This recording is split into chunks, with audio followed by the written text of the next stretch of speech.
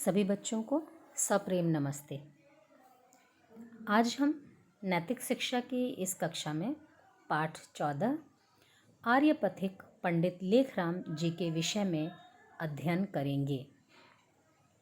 सर्वप्रथम हम यह समझने की कोशिश करते हैं कि पंडित लेखराम जी के नाम के आगे आर्यपथिक इन दो शब्दों का प्रयोग क्यों किया गया है। प्यारे बच्चों, आर्य समाज के द्वारा निर्धारित जो नियम थे, जो आर्य समाज ने मार्ग प्रशस्त किया था, पंडित लेखराम जी उसी मार्ग के पथिक थे। अर्थात ये आर्य समाज के रास्ते पर चलते थे, आर्य समाज के नियमों का पालन करते थे। महान बलिदानी पंडित लेखराम का जन्म पंजाब में चकवास तहसील के सैयदपुर ग्राम में हुआ था। कब हुआ था? 8 चैत्र संवत 1915 विक्रमी में। उनके पिताजी का नाम महता तारा सिंह था और 13 वर्ष की आयु में इन्हें देहाती स्कूल में मतलब जो जिस गांव में इनका जन्म हुआ था, जो इनका गांव था, वहाँ जो स्कूल थे, तो आजकल की तरह पब्लिक स्कूल का चलन तो था नहीं, इंग्लिश मीडियम स्कूल तो प्रैक्टिस में था नहीं, तो जो गांव का स्कूल था उसे देहाती स्कूल ही कहते हैं। तो उस देहाती स्कूल में उर्दू फारसी पढ़ने के लिए भेजा गया। उन दिनों यही आम बोलचाल की भाषा थी। वह पढ़ने में बहुत तेज थे। अध्यापक इनके तर्कों से बड़े खुश रहते थे। कहने का मतलब कि ये किसी भी चीज़ को यूं ही नहीं मान लिया करते थे, उसके पीछे तर्क दिया करते थे। और तर्क देने का अर्थ यह हुआ कि आपको वो चीज़ें समझ में आ रही हैं। जब तक आपको उस चीज़ का ज्ञान नहीं होगा, किसी भी चीज़ का अगर आपको ज्ञान नहीं होगा तो आप उचित तर्क नहीं दे सकते हैं। और ये तर्क दे लिया करते थे, अर्थात ये पढ़ने में मेधावी थे और बुद्धिमान व्यक्ति थे। शीघ्र ही उन्होंने अरबी एवं फारसी भाषा पर पूरा अधिकार कर लिया। पंडित जी अरबी, फारसी और पंजाबी में कविताएं भी रचा करते थे। मतलब एक और गुण था उनके अंदर, कविता की रचना।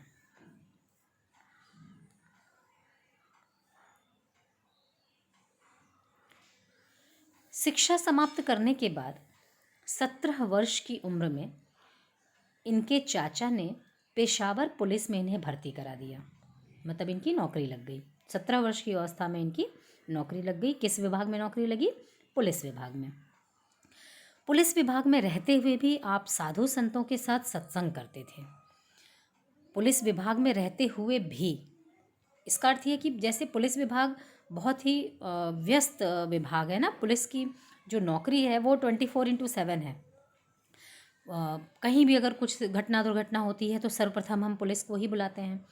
तो ऐसे अपने व्यस्ततम समय सारणी के साथ भी ये साधु संतों के साथ सत्संग करने के लिए समय निकाल लिया करते थे। पूजा उपासना का कार्य नियमित रूप से चलता था।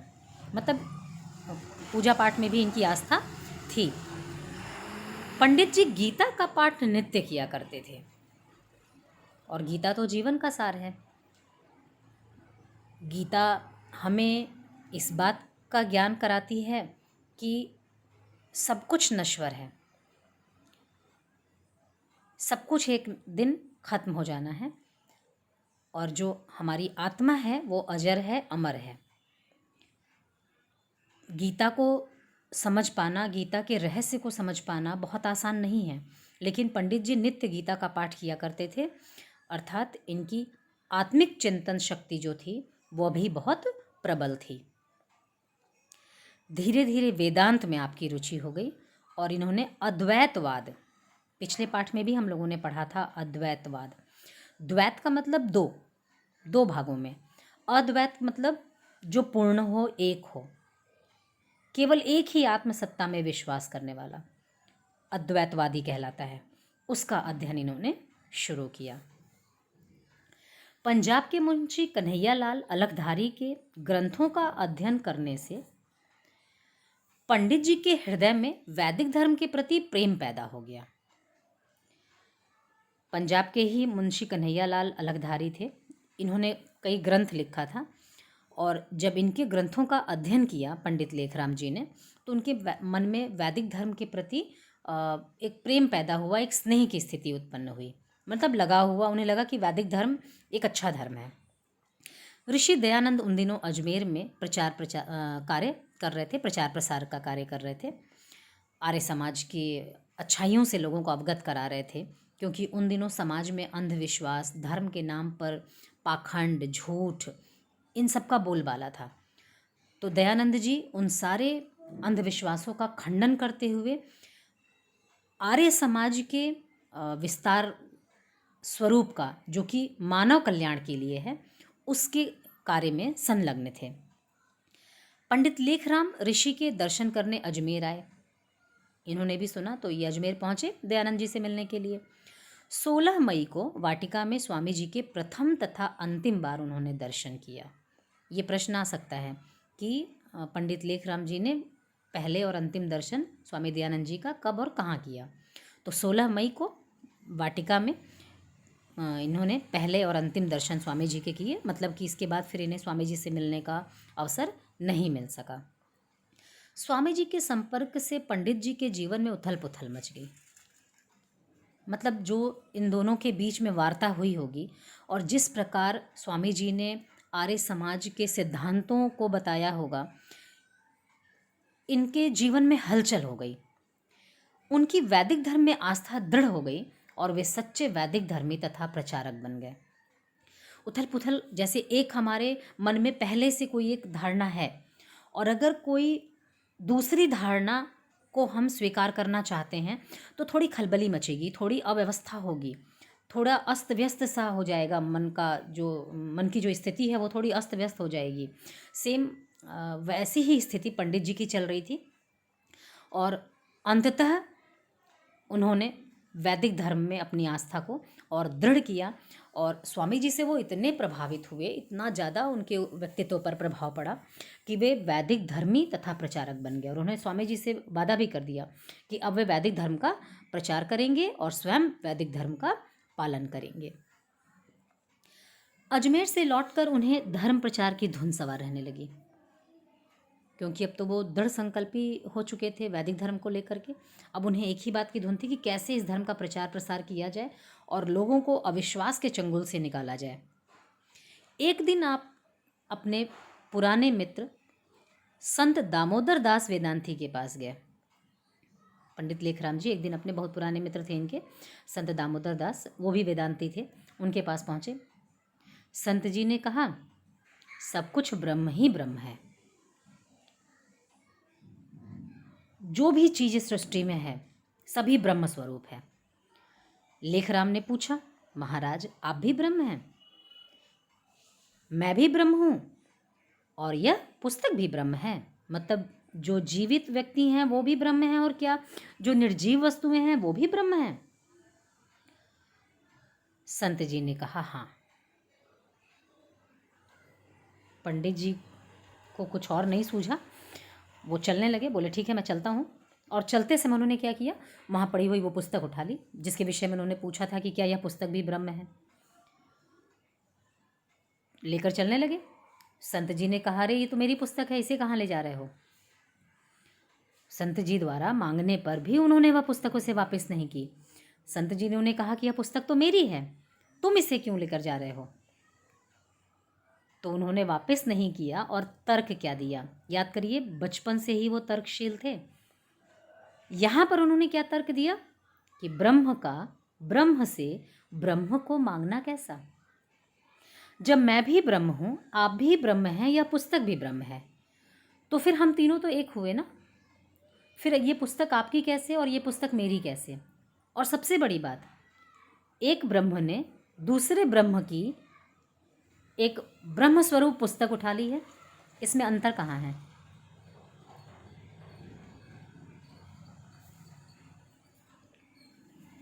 पुलिस विभाग में रहते हुए आप प्रायः मुसलमान अधिकारियों से धर्म के विषय में चर्चा किया करते थे, शास्त्रार्थ हुआ करते थे। जैसे आजकल स्कूल में डिबेट होता है ना, वाद विवाद प्रतियोगिता होती है, आप अपने तर्कों से अपनी बात को सत्य साबित करते हो, आपका जो विपक्षी होता है वो अपनी तर्कों से अपनी बात को सत्य साबित करने का प्रयास करता है। शास्त्रार्थ उन दिनों हुआ करता था, धर्म के विषय में चर्चा हुआ करती थी और बिना हिचक उन्हें सीधा खरा उत्तर दिया करते थे। मतलब वो बिल्कुल इस बात का लिहाज नहीं करते थे कि वो मतलब मुसलमान है और अधिकारी है बड़ा, कहीं वो मतलब मेरी बात से नाराज़ होकर के मुझे नौकरी से ना निकाल दे। ऐसा किसी भी तरीके का भय उनके मन में नहीं रहता था। जो बात उन्हें स्पष्ट समझ में आती थी उसे वो सामने रख दिया करते थे। और चूंकि ये शास्त्रार्थ था, वो आरोपित नहीं करते थे इन चीज़ों को, वो शास्त्रार्थ किया करते थे। और शास्त्रार्थ में क्या होता है कि अगर मैंने कोई बात कही कि ये चीज़ गलत है, तो आपके पास पर्याप्त अवसर है कि आप मेरे द्वारा दिए गए तर्क का खंडन करिए और साबित करिए कि जो मैंने कहा है वो गलत है। उनकी इस आदत से मुसलमान अधिकारी अंदर ही अंदर नाराज़ रहते थे। अब वो तो बात अलग की है कि उनके पास अवसर होता था उनके तर्क का खंडन करने के लिए, लेकिन एक तो वो अधिकारी हैं और फिर अगर आप किसी के धर्म को भी भला बुरा कहोगे तो उससे नाराज़गी तो होगी ही होगी। ये तो एक स्वाभाविक सी प्रक्रिया है। उनके अधिकारी भी उनसे नाराज़ रहते थे। उन्होंने एक अखबार रिसाला सत्योपदेश निकालना शुरू किया और इसको पढ़कर मुसलमान लोग इनसे द्वेष मानने लगे, मतलब उनके प्रति अच्छी भावना नहीं रखते थे, उन्हें अपना विरोधी मानने लगे। आर्थिक स्थिति ठीक न होने के कारण यह अखबार चल न सका। भाई पब्लिश कराना है, पब्लिशर को पैसा देना होगा, पेज के लिए हर चीज़ के लिए खर्चे वाला काम है ना ये, तो आर्थिक स्थिति अच्छी नहीं थी। उसका परिणाम क्या हुआ कि यह अखबार बहुत लंबे समय तक पब्लिश नहीं हो सका, प्रकाशित नहीं हो सका। पुलिस अधिकारियों के पक्षपात से तंग आकर उन्होंने 24 जुलाई सन 1884 को पुलिस विभाग के सेवा कार्य से त्यागपत्र दे दिया और धर्म प्रचार में जुट गए। अब चूंकि ये खुल करके दूसरे धर्मों का विरोध करते थे तो इनके अधिकारी इनसे नाराज़ रहने लगे, इनके साथ पक्षपात किया जाने लगा, तो ये दुखी हो गए। और दुखी होने के बाद इन्होंने क्या किया, त्यागपत्र दे दिया, कहा कि मैं अब आगे इस काम को नहीं कर सकता हूँ। और जब उस काम को छोड़ा तो किस काम में लग गए, प्रचार प्रसार के काम में लग गए। वैदिक धर्म का प्रचार प्रसार करने की इनके में धुन आ ही चुकी थी। मुसलमानों से शास्त्रार्थ करने में आपको काफ़ी आनंद आता था और मुसलमानों के मत का खंडन करने वाली कई पुस्तकें आपने लिखी जिनमें इस्लाम मत पर तीखे आक्रमण किए गए थे। ये कार्य आपका जारी रहा। आर्य गजट अखबार के द्वारा आपने ईसाई, मुसलमान तथा अन्य पंथों के अनुयायियों के दिलों को हिलाकर रख दिया। मतलब जो तर्क इन्होंने दिया, तो एक बार इस धर्म के जितने समर्थक थे उन्होंने भी एक बार सोचना ज़रूरी समझा कि इस तर्क का वो क्या उत्तर दें। 35 वर्ष की उम्र में पंडित जी ने गृहस्थ आश्रम में प्रवेश किया। मतलब 35 वर्ष की अवस्था में इनका विवाह हुआ। उनकी पत्नी लक्ष्मी देवी सच्ची गृहिणी थीं, मतलब इन्हें पत्नी के रूप में एक अच्छी मतलब मित्र इनको मिली जो इनके काम में इनकी मदद किया करती थी। अभी हम यहाँ तक पढ़ते हैं। अपने नेक्स्ट वीडियो में हम आगे के चीज़ों को पढ़ेंगे। पंडित लेखराम जी ने आगे चल कर के क्या किया, इन सारी चीज़ों को हम पढ़ेंगे।